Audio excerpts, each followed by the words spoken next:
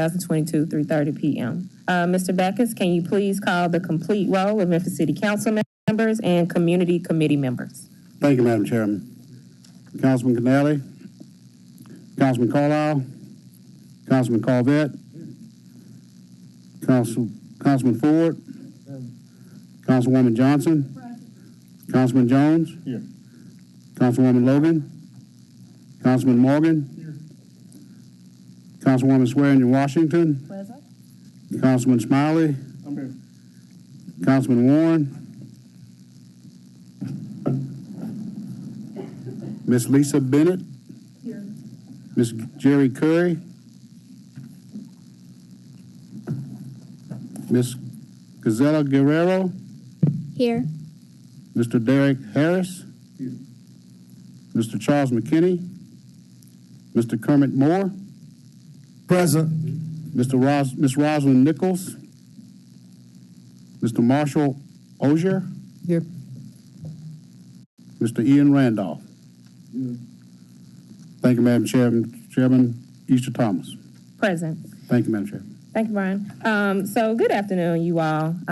We are in our first redistricting committee before the end of the calendar year, so we can get a head up to January. In your folders that have been prepared for you, you will just see that you have a copy of the current City of Memphis Council District maps, precincts, and then also a copy of the resolution. If you would go to the resolution, that copy of the resolution, I just wanted to put forth that so we could know what our initial goals are before we do our goal setting later. So just looking at the resolution, just reminding everyone what the redistricting committee is setting out to do. It will be consist of at least three city council members, as well as community members appointed by current city council. I think there are still community committee seats that have not been nominated. We still have time to do that this month or next month, or we can say if we will not have a nomination for that spot. I know that mine also is blank, but I should have a nomination by the coming year. Also on here, we will meet at least once per month, and that will be going out by our legally mandated public notice. And these will also be streamed by way of the City Council YouTube page and the City Council website. But you all, just the overall, what I'm coming from is that we just want to ensure and all participate in a process that doesn't come often with the redistricting after census data every 10 years. And doing so in a way that we are knowledgeable, we are able to relay that knowledge to our constituents and the citizens of Memphis, and are also putting forth maps that are fair and efficient, and however that may come. And so today, if you look at the agenda, we're pretty short today. It shouldn't be long today. I guess we'll save that for January. But we will have a selection of the chair and vice chair. We will all take part in committee goal setting and see what we want from this committee, since the timeline is April 2023, as well as hearing about the redistricting process from Mr. Benny Smith from the Shelby County Election Commission, and also confirming committee meeting date selections. And if you have any new business, any concerns, any commentary, we'll do that before the end of the committee meeting. Is there anything from colleagues so far this morning? I mean, not this morning, this beginning afternoon? All right. Mommy brain is real smiling. Okay. Chairman Jones. Mine is more so what may be some housekeeping things on our end. I'm looking at the resolution here, but I recall as the one who made the amendment to it that we would have up to 13 council members, and each council member would be able to select a community representative. But this particular resolution does not include that. So we just need an updated yes. resolution with it. Because I think there was concern about who would be on that committee, and the way that we got around that was to say that every person who's on the council can serve, so we can have up to 26 members if every council person nominated and then a community member. Yep. No, you're absolutely right, Chair Jones. So if we can, at some point throughout the meeting, get that updated so we can get that in everybody's folder. Thank you for catching that. Okay. Thank you. All right, so we will move to the selection of chair and vice chair. I would like to nominate myself as chair of the redistricting committee. So moved. Thank you, Chairman Jones. Okay. We have moved by Jones and second by Ian. We don't need to do an election since it is a committee, but if there's no objection, thank you all for that. And we will also just need a nomination for someone to serve as vice chair.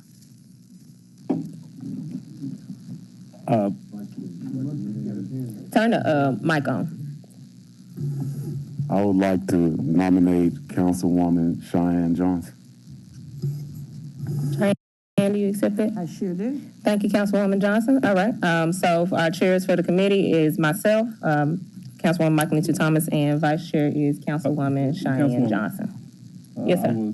I was going to suggest that it should be someone other than a council member serve as vice chair. Okay. Or other way around. Or vice versa. Okay. Do you have if a co-vice chair doesn't matter, but I would be more inclined to see Councilwoman Johnson? public. That's fine. Okay. But Do you have a nomination for a co-vice chair? Councilman Smiley? absolutely, Mr. Kermit Moore, You accept that, Ms. Moore? he's ready to work. I do. All right. So, Mr. Backus, we have chair, myself, vice chair, Councilwoman Johnson, and then co-vice chair, community committee member, Kermit Moore. Thank you. Thank you, Mr. Moore. Thank you, Smiley, for this suggestion. All right, you all, let's move on to our committee goal setting, where we can hash out and see what our concerns are about this upcoming redistricting process in this committee, and then also the resources that we intend on needing or using. In other words, what are we intending to get out of this committee by our April timeline, and what concerns do we have, and how are we going to ensure that we do that? And this is, of course, this is open for everyone that's part of this committee. So community committee members, you are part of this committee, so please feel free to make sure that your voice is heard. Ms. Bennett. I'd like to ask if I know the agenda is here, but we might be better informed if we had the presentation on the process of redistricting, and then might be better informed about what resources might be needed additionally for setting goals. Definitely. Hopefully in our January meeting, we can get our council attorney, Alan Wade, to come do a more formal presentation with PowerPoint. I'm assuming you want to make sure we get PowerPoints or something tangible. But today we'll have Mr. Smith, who will also go over that with us. But we still invited Mr. Alan Wade back on January. Yeah. So hopefully he's available. Well, we have that noted down as well. Councilwoman Johnson, put your mic on.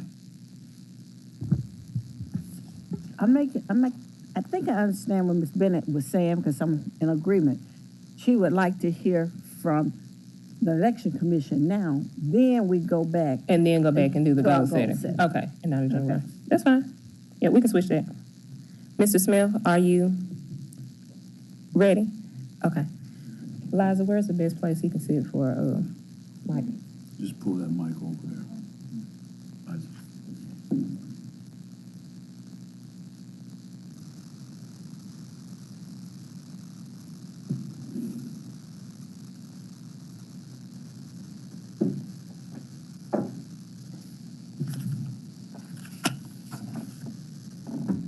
Good evening, members of the council and Good evening. committee members. I'm Shelby County Election Commissioner, Secretary of the Election Commission. I'm here just at the request of, not as in my sitting capacity as election commissioner, but at the request of Councilwoman Easter for some just overview points of what to expect in the redistricting process. These would be some best practices or some guidelines as you goal set that I think would be valuable. And they're quite brief, but they're just, I think, good good places to start as you get ready to embark upon this process. It's a thankless process, I will tell you that.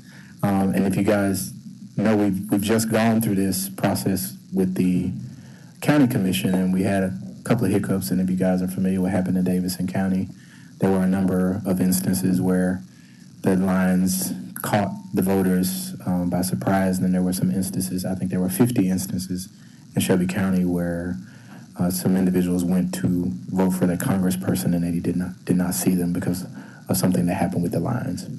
So it's imperative that you guys get this right. You will be to blame if it goes wrong. So some of the things that I would highlight, and I'll give two recommendations of some places that are nonpartisan places that offer data sets that help remove the partisanship from the redistricting processes and keeps it transparent. So one of the things is I would identify the communities that will be involved. This allows for people to express comments because you want to get public engagement. You want the early buy-in because this allows for a transparent process. Most of the people in public are distrustful or of political lines, and we all know the term gerrymandering. So that is the first thing that comes to mind when anyone is talking about redistricting. Next, what you're doing now, just having hearings, that would be the start of the process. The more there are the more the committee is given information about the lines, that as they would serve the needs of the public who is voicing their opinions, the more likely those lines are going to end up in the way that the public, we always say with the political process, we are the consent of the governed.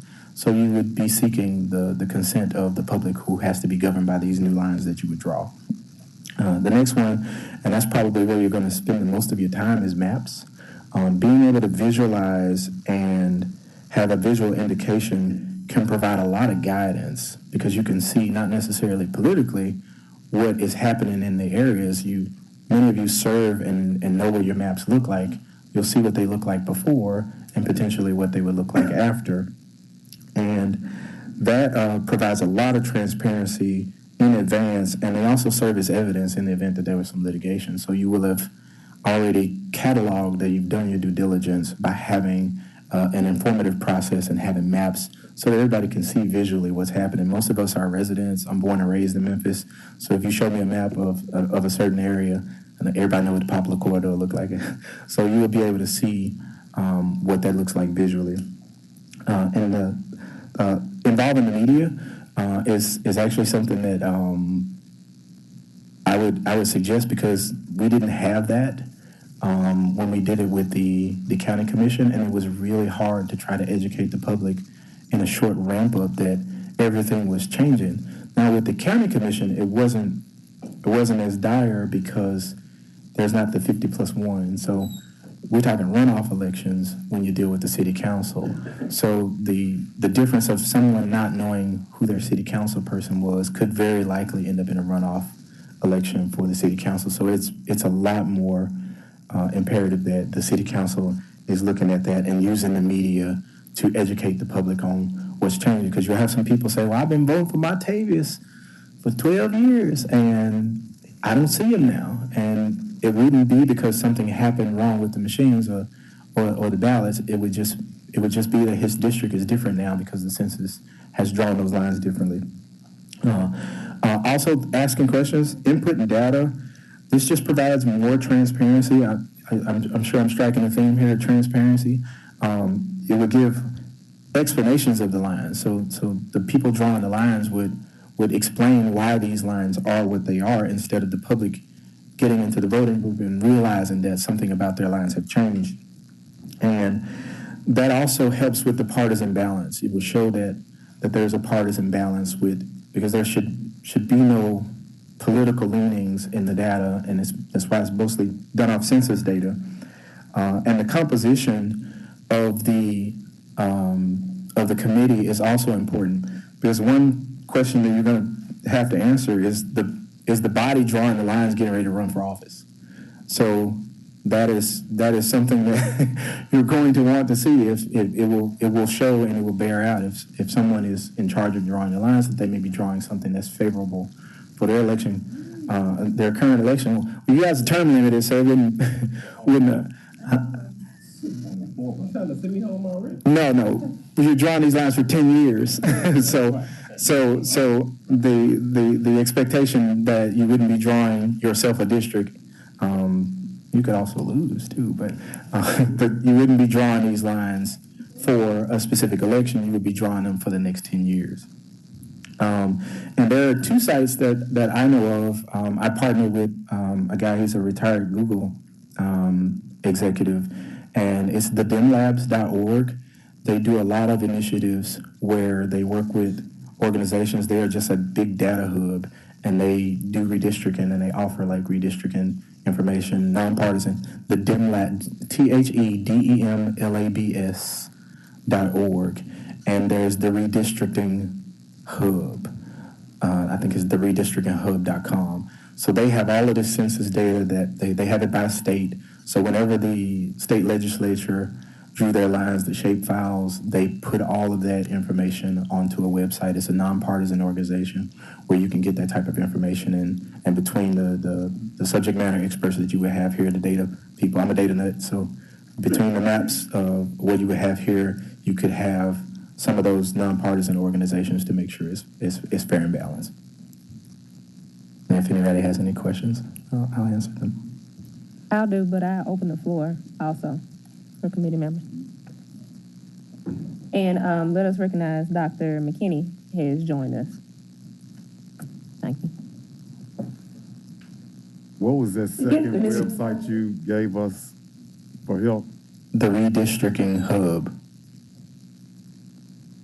Maybe Councilwoman Johnson. Yes, thank you so much for that information. I definitely recognize there's some things I'm sure this body is going to have to work hard on to make sure we follow through and get positive results. But my question that was not addressed, and maybe it will be addressed in January, are there legal guidelines that we're supposed to be following? There are some legal guidelines. I wouldn't know them offhand, but the Election Commission is going to have to do everything by precinct size. Most of that is done by the county commission. There are rules like you can't have county commission sit in 2 legislative districts. So that's mostly done at the precinct level for the county. So then there may not be very many restrictions when it comes to the city, and that's the reason why the city does theirs afterwards, because they're municipal elections and it's not carrying the entire county population, but the state and the county commission have to reside in certain guidelines, and I think the city falls within those. Okay, thank you, Chair. Other committee members? Councilman Morgan. Thank you, Madam Chair. I'm hesitating to say this, but I think it's an important point that we're going to have to address at some junction. We should have probably done it when we were considering the resolution in the first place, is that public trust is both incredibly important to this process and fragile. And should we have members of the city council who are running for re-election, or members of the public who are considering running for these exact districts that we'd be drawing, should they be a part of the process or not? I think that's something we really do have to talk about and consider if we want this to have a best chance of being taken serious by the public, and that this isn't tainted by potential self-interest. I mean, that would just be really hard to get past, and I understand the skepticism would be really easy to draw the line between the public and that potential outcome. So I don't know how the council members feel about it. It is not a shot at anybody's integrity that is a part of this process and wants to see this process done well, but I think that is a concern that the public could make about this, or that accusation, and it wouldn't land. I mean, that would be, I would have serious problems if I were on the outside looking in. So I'll leave that open to my colleagues, but that's something we may have to consider before going forward to the next meeting. I left that one for last for that very reason. It is I would say it's not a deal breaker from my experience, and I do a lot of election work nationally. That's why I said that just asking the questions and putting forth that each member explains the reason for drawing the lines. If the public is aware, there's early buy-in, there's media explanation, the council members are basically disclosed at the beginning because you know how many terms you have left and you know which particular district you're participating in, the partisan balance, and also the composition and the explanation of those lines. It's not I wouldn't say it's a deal breaker. I do think that honing in on that in the process for that partisan balance, where are you happy? No. Are you happy? No. We probably got a deal. Something along those lines. Yeah, and our public is 630,000 people, and there's no media institution in the city that has that kind of reach, that is going to reach everybody, or even if they did put the information out there, that everybody would then consume and consider and deliberate upon and say, oh, okay, no, that worked out. I think, and honestly, this is probably being broadcast to the public right now. What are our views? Is it more than 100? I doubt it. Even though we're doing this in a very open form in a public process, for the most part, the public is not going to choose to inform themselves about how we did this process. They're going to see that council members were involved in drawing their own lines. And I mean, that is a simple sentence and statement that takes a lot of explanation and a lot of trust on the back end that I think for the most part, people are not going to then afford themselves at the time to dig in and make sure, oh, okay, everything, it is above board. It does look good. I think we can avoid that by maybe taking other measures rather than asking so much of the public in terms of their trust and their time to look into, investigate, and to follow every word that's being said in this committee so that they're at ease. Thank you. Good question. So when we're deciding on like where the lines are, which lines are like proposed, are we all like up to 26 people voting on like we agree to this, or is it just a majority, or like is that decided, or how does that work? Because I feel like that will address some of Councilman Morgan's concerns. I think that's something that we can discuss as part of our goal setting. I would like for us, when we do have those maps that we're bringing to the larger council, for us to be in agreement for them. With us coming from different parts and aspects of the community, as well as council members representing different parts of the community of Memphis. I would like for all of us to be in whatever we put forth back to vote on from full council. But we can all discuss that as part of that goal setting. Councilman Jones. Thank you. I first wanted to address the comments that Councilwoman Johnson made. Councilwoman Johnson, I would hope that we would have Mr. Wade, our legal counsel, to present to us what would be the legal requirements that we have to follow during this process that would cover that. And then I agree with the comments that my colleague, Mr. Morgan, made along those lines, but I still would offer, unless we have a totally independent organization or process doing that, you always have individuals who are going to be part of the process drawing the district lines. If we look at the General Assembly, if we look at, everything is, if congressional lines are drawn at the state level, but if you look at the General Assembly right now, the County Commission right now, unless we just say only those who are not running next year are those going to be part of the process, we could agree to that. But I think part of our addressing the public trust issue is by the people that we have here, who I didn't nominate Dr. McKinney here because I knew that he wanted to run for city council. No, I nominated him because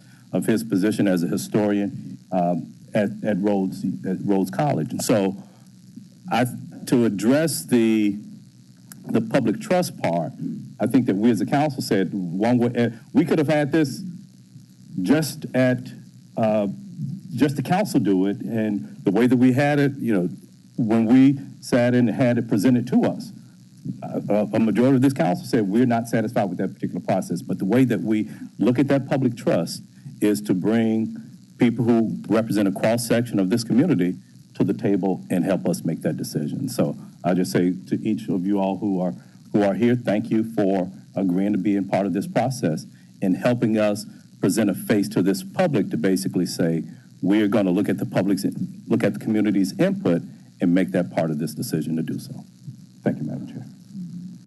Thank you, Chair Jones. I think you hit that on the head with us trying our best to make it as transparent and as open and as clear and truthful as we possibly can. But Morgan, you're exactly right. Right, with a lot of us running for a re-election next year, we don't want it to seem that way. But I think that we should use that as encouragement to ensure how we're going to get community input and trust on this process.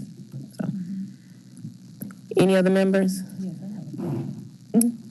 Councilwoman Swearingen, Washington. I would like to know, how are the voters informed about the redistricting? I know for District 4, I experienced redistricting with the District 4 boundaries, and I inherited areas with Hickory Hills, Soulsville, Whitehaven, the Lemoyne area, and the voters were not informed. How can we aggressively make sure that they are informed that their council person will possibly representation be changed?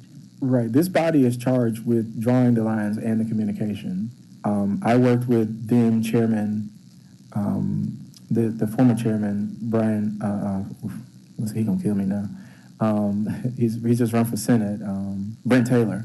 And we reached out to the county mayor, and we were admonishing the county mayor to send out a correspondence to the register, all of the registered voters, to let them know that their precincts were changing. That could be a part of this effort where the city council reaches out. There are 580-something thousand registered voters. There are going to be anywhere from 300,000 to 400,000 voters affected, because it's not the entire county. It's just the municipal areas in the city. So the city council it would be in your best interest to send out a communication to let them know that their precinct has changed from council district to council district. So that outreach, and that was one of the regrets that I have as an election commissioner. We had ramped up a media effort where we were going to have town halls. It just didn't come to fruition the way we tried to make it happen. Thank you, It's Council. the city council's responsibility. Yeah. Y'all got the Say purse. again, it's our responsibility. Oh, okay. Chair, may I? Yeah. Ms. Bennett and then Councilwoman Johnson.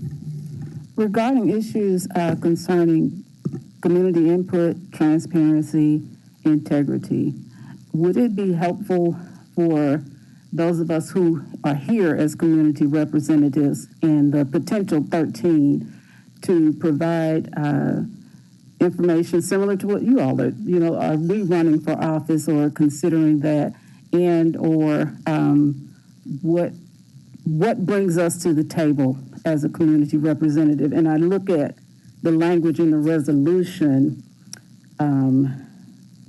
in number 1, and I don't know how y'all call that. I'll just say bullet 1. And it talks about the community members shall have a demonstrable record of experience within education, civil rights, law, business, nonprofit, or faith-based organizations. So would it be helpful to note what that demonstrable experience is for those of us who are serving as community representatives? If I could answer. The majority of what is being looked at when you're looking at drawing the lines is there any partisan advantage? Is there some political advantage? Like there are terms like cracking and packing, where you take a highly populated area, or you draw a line around your opponent's district, or you reach into another neighborhood to grab you more Democrats or grab you more Republicans. A large part of what you would do is not, you're not going to have that ability to do that. That's usually happening at the state level. Your precincts are almost fixed already because the county commission has drawn an outer barrier of those lines. So you would be addressing the population movement as it relates to city council representation. So a lot of the heartaches that happen in the redistricting process, you guys missed that. That was at the state level. I think we had a county commissioner that got drawn out of district. She was told she was in a different county. So everybody's familiar with that. So that part has largely already happened. So there are a couple of things that you would want to mitigate at the city council level, but a lot of those have been addressed. Not at the woods, but. Are you okay with that answer, Ms. Benton? You have any follow-up? Okay. Councilwoman Johnson, and then Mr. Harris. I think once we look at the comments from today, we need to get together and decide which committees need to be established. And then we will take on some of those responsibilities and then come back with suggestions. How do you want to deal with the media? You know, we know all the social media out there. Who's going to always contact the press and whatever. So I think different committees can address some of those concerns to make sure we do what we need to do and go from there. But we first, like you're saying, your first questions, I think, on your agenda is, I guess, what do we have to overcome? These are the things we know we're going to have to overcome. So I think we're still moving along. Thank you. Thank you, Councilwoman Johnson. Mr. Harris. Thank you, Madam Chair. As someone who worked extensively on the county redistricting, I think, first let me say, you guys have a big advantage. The time frame in which we worked on in the county was really truncated because the census numbers came out late, and there was a period of time that we had that was really, really short to be able to put together redistricting. So number one, you've got more time. Number two, in terms of transparency, I think this process is open and transparent. I'll give you the name of another website, myshelbytndistricts.com. Repeat that again. Yeah, myshelbytndistricts.com. That website actually shows, and if you go to that website, there's a section called Maps Under Review. One of the things that we did with the county districting, because we didn't have a whole lot of time to do a lot of public meetings, because we had very little time between the time the census numbers, estimates were released, and we had to actually finish the redistricting, we went ahead and put together a website. So every time we completed a map, and every time it was discussed in a meeting that same evening, we would actually put it on the website. And what you'll find on there is about 10 different variations of maps that we did as we were going through that process. So I would just humbly suggest that as we go through the process, one part of being transparent is put the work out there, let people see it. That website is sort of interactive. If you put in your address, you can zoom into where you are, your actual precinct, and your actual address, and where you fit on the little dots in the actual map itself. So some process like that, where whatever work product we have, we're putting it out, instantaneously or once it's finished or discussed. That might be one way of trying to establish more transparency in the process. But again, just having an open meeting, having a committee, this is best practices. I think there were some concerns about the way it's been done in the past, but this is a good start. Obviously, there's some more things that we can do. Thank you. Thank you, Mr. Harris. Any other thoughts from committee members? Or any other questions for Mrs. Smith? All right. Mrs. Smith, I had a couple of questions, just thinking. When we're looking at these websites that have this nonpartisan data, and your suggestion, what type of changes or trends should we be looking for when we're going through the data? Well, it's mostly going to be based on the census information. So you would be looking at the movement of what it is now, what it was 10 years ago based on the current lines and where it's moving to. These sites, they have tools that allow for you to do scenario planning. Right? If it seems that the public is moving towards the east, is in 10 years, is it possible that you may have put yourself outside of a line to where it's going to shift too far? And they are using all of the state level data that as Mr. Harris is talking about, they have that information already. So a lot of that is, you could start from nowhere and try to figure this thing out, or you can start where the last governing body left off and have some tools that can give you some guidance along with these best practices to help it hone in. Again, you have an advantage because you've missed a large part of what people are having heartburn about when it comes to political advantage. The city is the city. The demographic is the demographic. The ground has been laid as far as the precincts. They are not changing.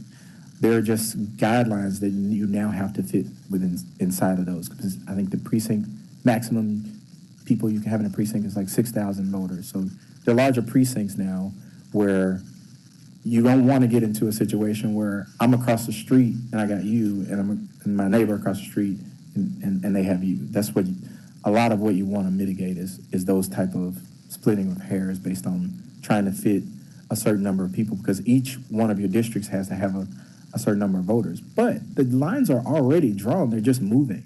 So a lot of what you're doing is just either increasing or shrinking a boundary based on the population movement.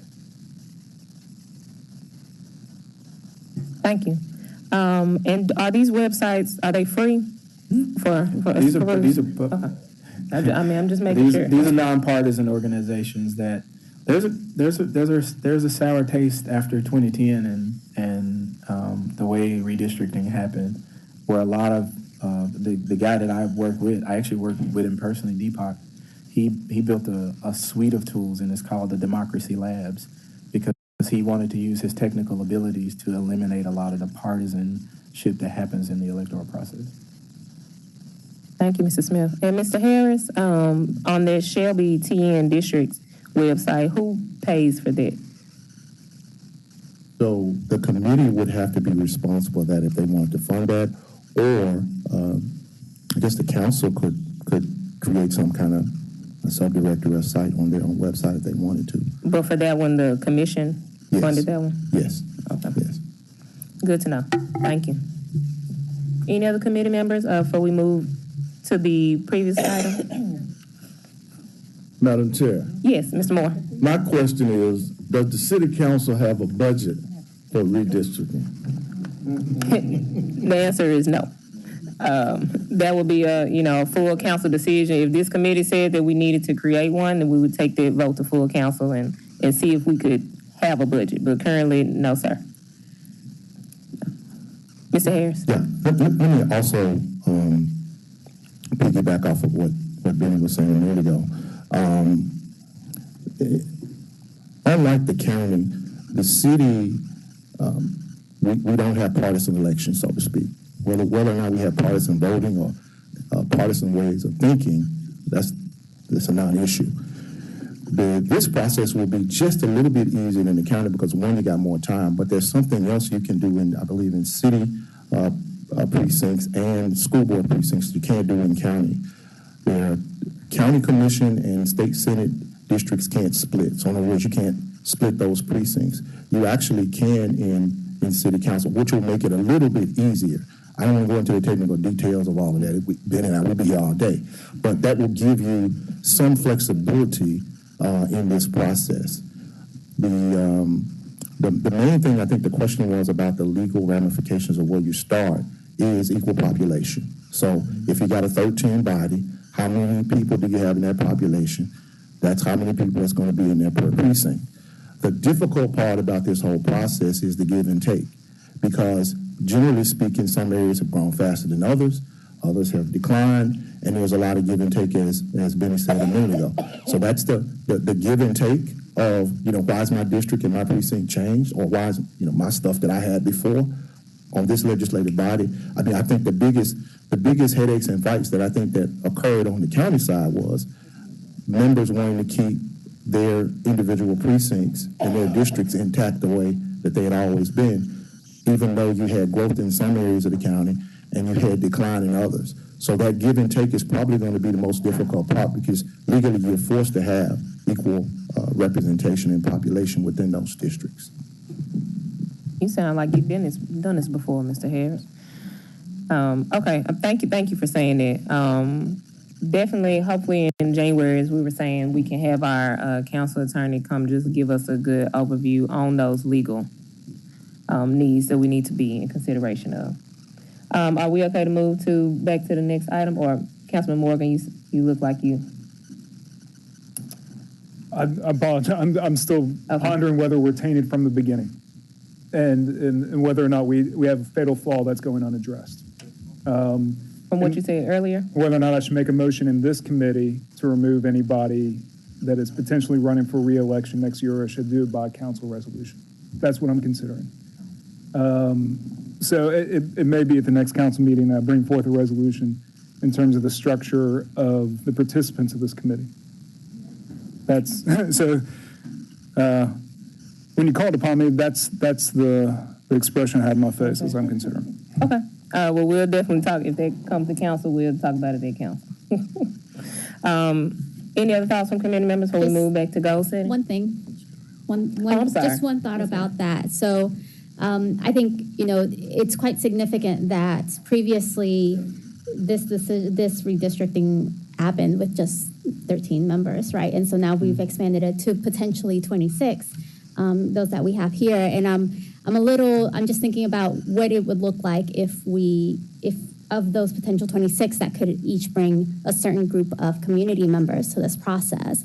If we start having some folks not be fully engaged in this process, are we also potentially missing out on those community members that could be brought in through that person?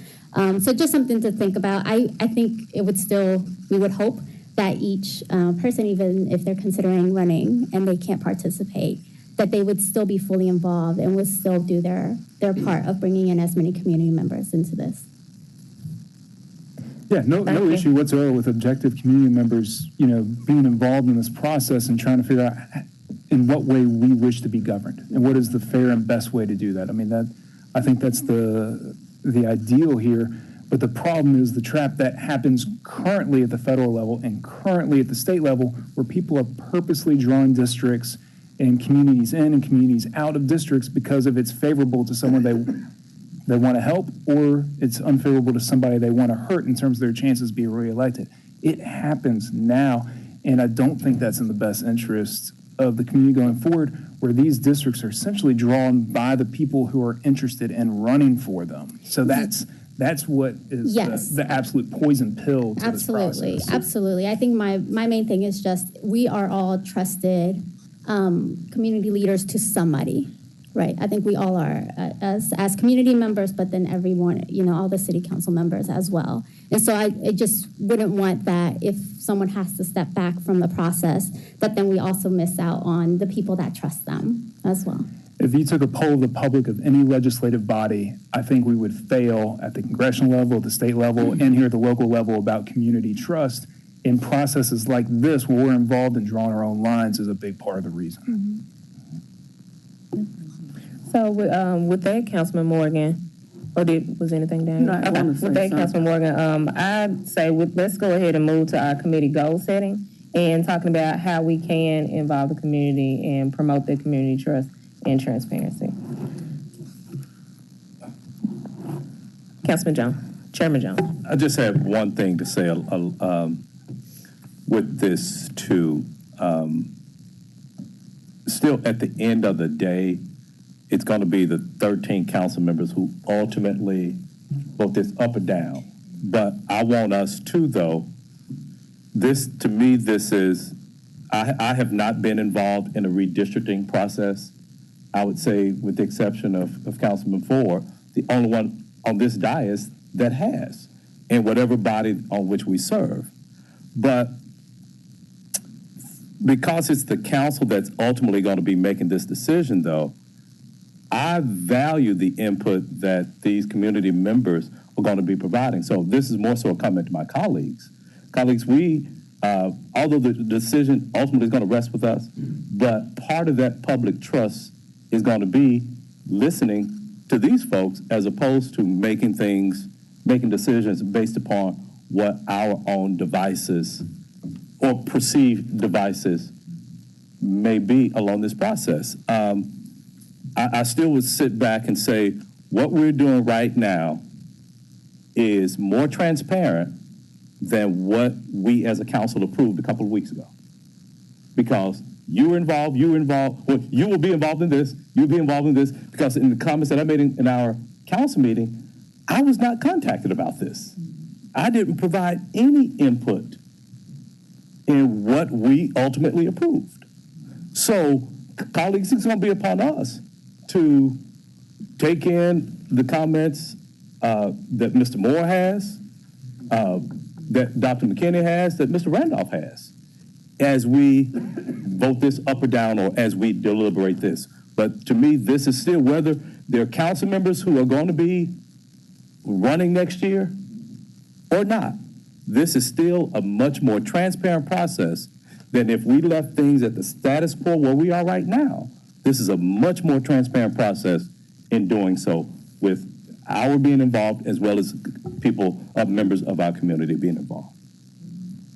Councilwoman Johnson. Thank you, Chair. And another part of that is we do not know which public member may seek to run for election. We're not asking individuals, are you planning on seeking election? I don't think that would be fair. So I think it's going to be difficult to actually say if you're going to seek election, you should not be part of this body. I think we're going to have to try to use honesty, be transparent with it, and give it our best shot. I just think it's almost impossible to make those type of restrictions. Thank you. I would just add that nationally this happens this way, and the council is charged with drawing the lines. The council is charged with approving them.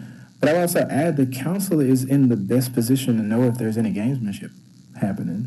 You all know your districts. You all know if, you know your opponent's district, you know the people who serve next to you. You would be in the best position to see if that's encroaching, because to your point, Ms. Morgan, if Martavius moves his line into your district, you're the one that's going to see it. And if you're trying to move your district to gain an advantage, you're going to be encroaching in another member's district. So you are all in the best position to know what that is. You're knowledgeable of the demographic, you're knowledgeable of the area, but I want to read it again because this is one that I wrote, and I hope it caught people. It says, and I wrote that the more that the committee is giving information about the lines that would serve the needs of the community, the more likely those lines are to follow what is happening. So if you have the public and you have people saying these lines need to go this way, somebody has to explain why it shouldn't, and that will come out in the process. And if you're updating the maps and you're showing the evolution, if I'm nudging something to the right, version 1, version 2, version 3 will see that nudge happening. And at some point, you're going to look at the partisan makeup, not in the process, but in the result, and that will come out. And that's usually what happens when these matters go to court, and they usually get overturned quite vehemently because you can track the progress. So there's a lot. Again, I would just underscore that that part has already happened at the state. That was a lot harder to see something like that come to fruition at the city level. Again, you run in partisan elections. You run in nonpartisan elections, and you have a runoff. So getting the line right so that people aren't fooled into thinking that they should see one person and not another, that's more of a threat to end up in a runoff than the fact that there are more leaning Democrats or Republicans in an area, because you can't change the way the city growth is. So that's going to, and you would try, that's what the gerrymander, it was a salamander. It was literally somebody drawing around an area trying to gain an advantage, and that was obvious that it was for political gain. So again, I don't think with maps, I think that's a lot harder to do, especially at the city level. Thank you, Mr. Smith. Mr. Harris. And let me also add on to what Benny's saying. While the math, it's a lot of math involved in this, and there's a lot of numbers involved in this. The old adage, the math doesn't lie.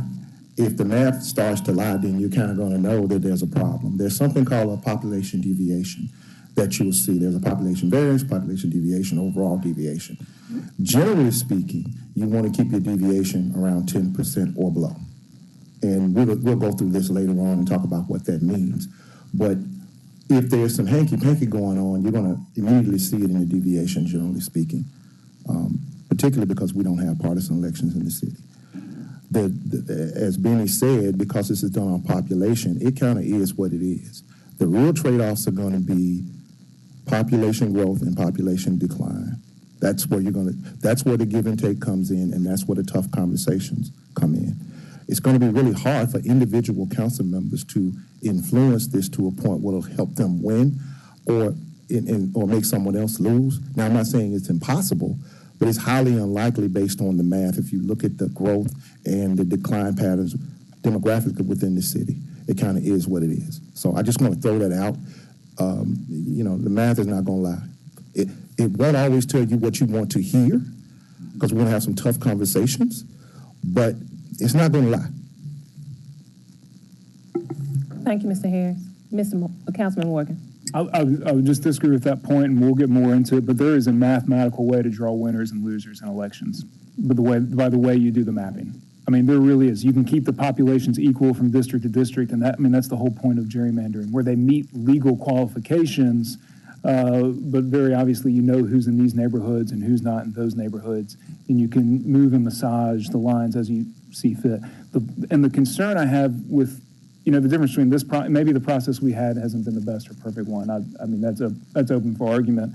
But the difference here is that council members are going to have a direct hand in crafting these lines, or their appointment to this committee is going to be directly crafting those lines, versus the old process in which we had our attorney craft them and then we simply voted them up or down.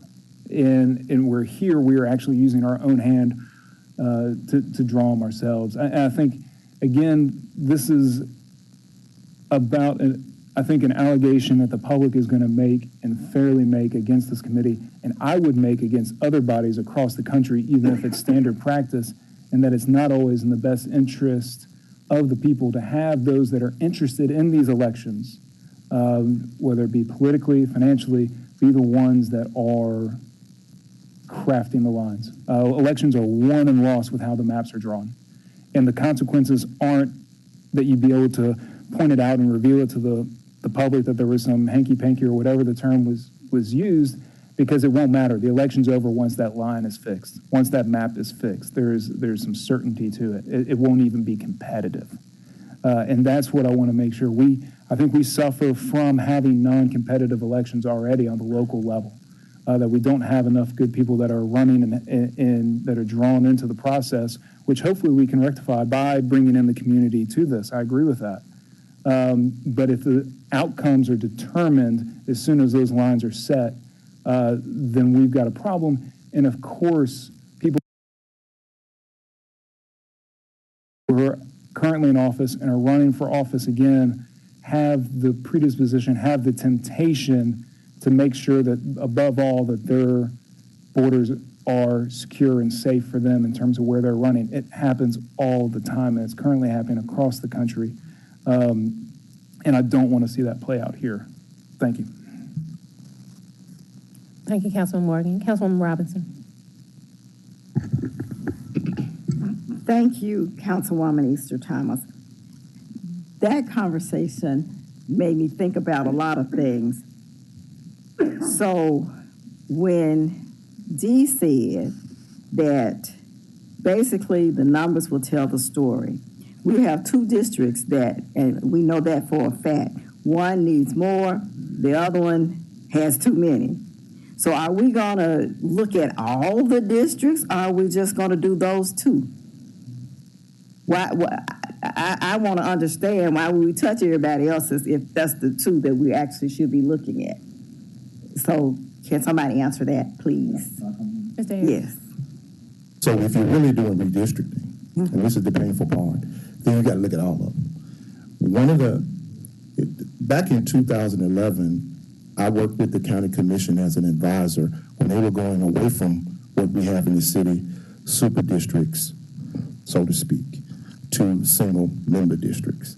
And we had these same complicated, difficult conversations. And so you got to look at the whole thing, or you're not really redistricting if you're only looking at two districts.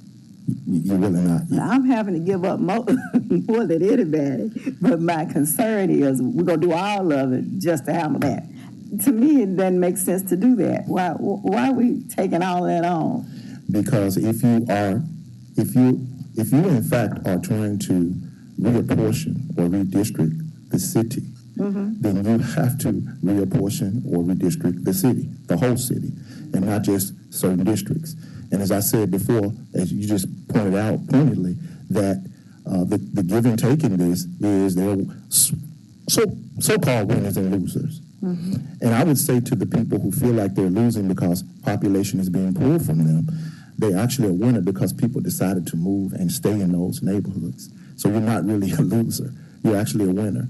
But in order to have balance, and these things have to be proportional, you want to keep that deviation below 10%, then there are going to be some districts going to have to give up, and there are going to be some districts that are going to acquire people. If you're doing it properly. I think there was a question about transparency and how this is set up. Generally speaking, and I'm familiar with some of the groups that Benny was talking about, generally speaking, good redistricting practices is what you're doing now. What we've done historically in the city, no knock on anybody, this body or anyone else, is not necessarily considered good practices because of the influence that the council would have with the city council. And so having an open body and having an open committee is a better process. None of this is perfect. At the end of this, what you find is there are going to be some people, nobody's going to be happy when this is over with. Somebody's going to give up something, somebody's going to have to give something. That's just the way that this works because you have to balance the population. That's all you're doing. You're just balancing the population. And as we know, Shelby County has lost some population. The city of Memphis has lost some population, whatever that number is, I don't have it on top of my head. Over the years, we've had de-annexation, so some things are going to change. I mean, that's just the way it is. The key is how do we balance that in a fair, most appropriate, most legal way. Okay, let me ask one other mathematical question. So if the standard deviation is 10, and we got 6 districts that are at the standard deviation, why I got to mess with that? I'm trying to reduce my amount of work here. If you just said that's what we need, if it's already there, why am I messing with it? So help me to reshuffle the other ones that are not. Because it's legally required to redistrict every 10 years. That's what I want to know. Thank you. That's not correct. And I've got it is legally required to redistrict every 10 years, but not to do a wholesale redistricting where every district changes and moves. The legal requirement is to satisfy the population changes, and that can be done with simply a change between 2 districts, as Councilwoman Robinson was just asking about. So that is not correct that we have to do it this way, that we have to have a wholesale change, that we have to redraw every line. And in fact, historically, that has not been the case. So I don't want that to stay out there in the public argument for debater. That for some reason the process or some of the processes that are being advocated here are ones that we have to or are legally required to. That is not the case. Well, let me respectfully, every 10 years you do this. Whether or not you have to change all of them or not legally, we've got, there's a fundamental fairness. If you're changing some and not changing others, then we go back to the same question we had before. So, as I said before, redistricting is always a give and take. It's not a perfect process. At the end of the day, it's going to be the council that's going to make the decision. If the council decides, hey, we just want to change 2 because it's not a big deal, then that's fine. But just in the interest of fundamental fairness, if you're going to change something over here, you might want to look at what you changed over here. Now, I do know that we've had some changes in population throughout the city. It's not just in one place or the other. So I guess from my standpoint, I don't know why you wouldn't look citywide if there's been changes citywide. But again, it's up to this body. It wouldn't be up to me. Councilman Morgan, you good? Well, if you're going to call me to respond, I'll be quick. I'll be quick. And again, ultimately, the fairness, again, isn't about to us or anybody that's running for office. It's about to the people. And if we're moving them from one district to another, we have to justify why that move was made. And if it's a legal requirement based on population, I think that is every bit fair and valid, and we have to do it. But if it's simply a reshuffling of the deck or the board for the sake of a change every 10 years without any real justification behind it, I don't think that's fair to the people. All of a sudden, they're going from District 2 to District 5, and they've got no idea why.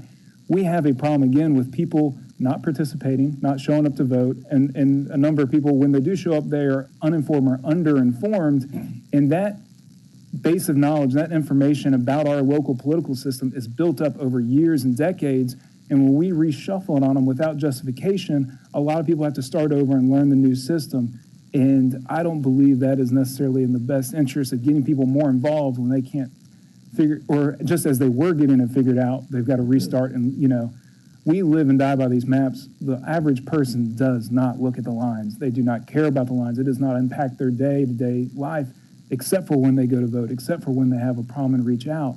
And when they have that interaction with government, they learn more about us, they get more involved, and they've been doing that for years and decades. And now if we change the map on them when we're not legally required to, I are very concerned that we're adding more confusion and more difficulty to participate in a system that we're trying so hard to get more people involved with. So, all right, I'm sorry, I've taken enough of the time of the committee today. Thank you. Thank you. Councilman Jones and then Ms. Bennett. Yeah, I'll harken back, Councilwoman Robinson, I'll harken back to our school board days.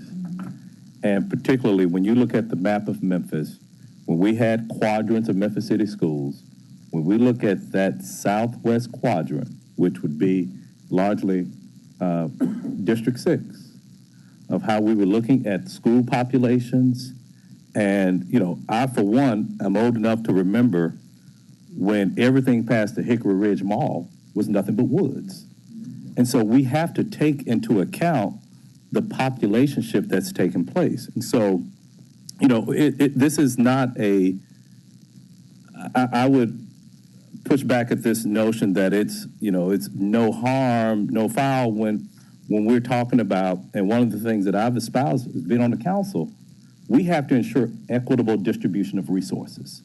So just because there are less people that live in that Westwood area, they still are entitled to the representation and the resources there based upon their elected representatives to do so.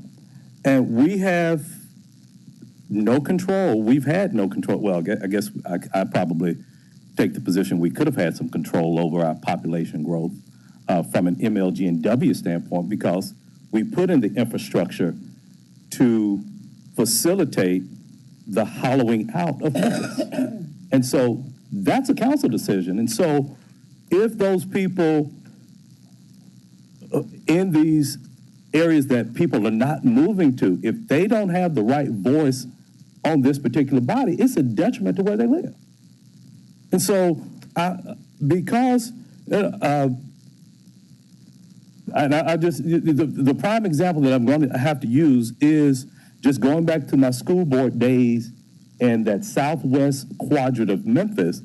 There was one time that District 6 ended at Georgia. Now we're all the way up to Poplar, but that's based upon things that are beyond this council's control in the shift of population. And so for us to have a map that looked like 1990, which is essentially what we have right now, that's not fair to the majority of people that live in this city. And so we're doing a disservice to those if we're just minorly tinkering the map and we still have a map that looks like 1990 and we're in 2022, and this has to be in place until 2030. So that's why we can't look at one district or two districts. We have to take a look at this entire thing, because what's happened in the past hasn't fully taken into account what has been the shift of the city of Memphis. And I think that's what this process is doing in a transparent manner. Thank you, Madam Chair. Thank you. I think that, Ms. Bennett, I'm sorry. And then we can move to the quick goal setting and choosing dates for the beginning of the year. Chairman Jones, you eloquently stated what I'm thinking about as a community member. Listening to the presentation so far, it seems to me that we're doing either or, then this should be a both and what I mean by that is either it's 10% or less population deviation, or it's fair and equitable as we consider redistricting. I think it is a both and. A district might not have that 10% or less deviation, But if that particular district has not been invested in, whether it's by city government, county government, local businesses, organizations, or what have you, they deserve the same access to resources, power, and a voice in what happens in their communities. So I just want to encourage that it's not necessarily either or, from my understanding. It is both and in some ways, that fair and equitable supersedes the 10%. And I think that's why it's important to look at the entire city when it comes to redistricting and not simply saying it's just the 10%. Thank you, Ms. Bennett. Mr. Moore. Thank you, Chair. Committee, we're debating about maps that we haven't even looked at or debated on the drawing of. We're debating about something that we haven't got to yet. So let's just make sure as the council, as the community committee, that during this process, we draw fair and equitable maps. Thank you, Co-Vice Chair, Mr. Moore. With that, I'd like for us to move to committee goal setting. Vice Chair, Ms. Johnson, you brought up subcommittees. What are the subcommittees that you're suggesting?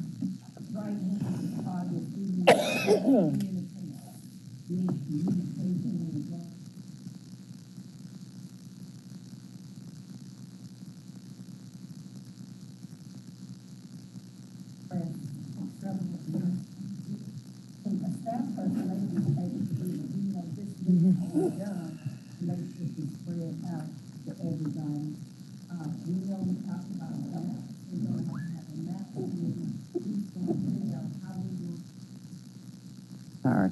How we're going to do the maps, if we're going to actually place them out there on the website and go from there. And I guess we need to make sure, I guess our legal person will be here if we're going to use another legal person in that perspective, because we do have to stay within the guidelines at all times. That's all I have for right now. As we go along, maybe others may pop up temporarily, committees.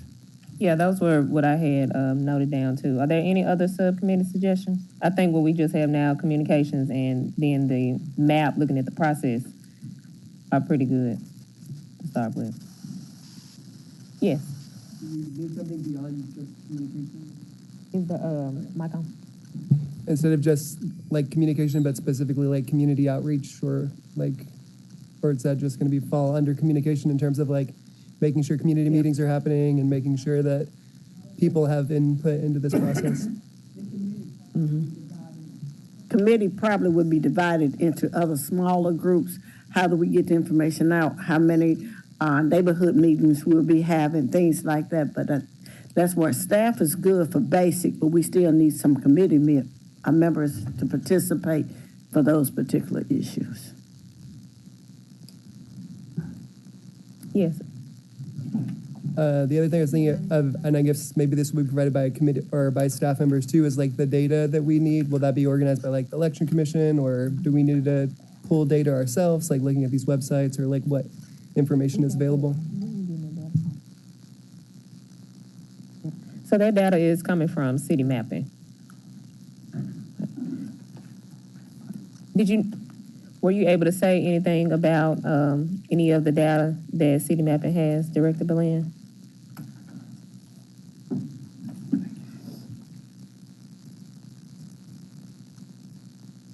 Thank you, Madam Chairman. Yeah, I believe it's Manny Belen with the Division of Engineering.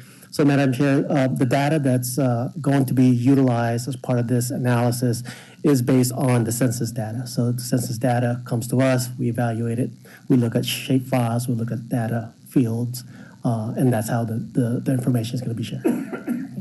Thank you. So, Marshall, with that, tell me how to pronounce your last name so I can make sure I'm saying it right. OGA. OGA. So, Mr. OGA, with that, we were going to provide data today, but we figured we wouldn't have time to comb through it, and it's very dense, so we were going to send that down to printing to make sure that we all had that effectively for all the precincts, and not just two. But you bring up a good point, but that community part will be on the communication. That's all of it. And there's also that data packet that's in your folder as well, that we'll be looking at. So with that, those goal settings I had on here, and I would ask my colleagues, you all on the committee, to add to or push back. A goal of public awareness, data review, the map process, and then map agreement. So whether that agreement is to do a map, to do a certain type of map, or to put forth no map at all, to have that agreement as part of our goals for this committee. So to review that, public awareness, data review, map process, and map agreement, I will set forth as the goals for the redistricting committee. Any commentary or pushback or additions by any committee member?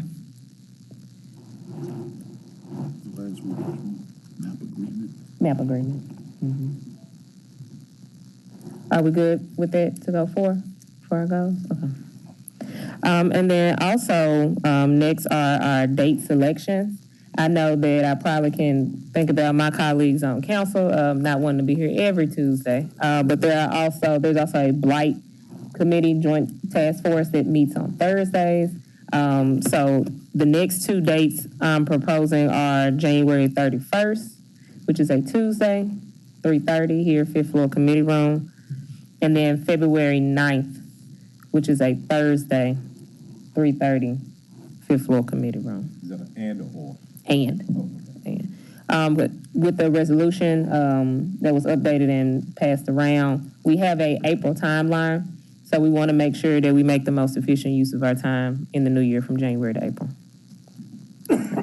And to not crowd up everybody's Tuesdays. So those next 2 days, January 31st and then February 9th.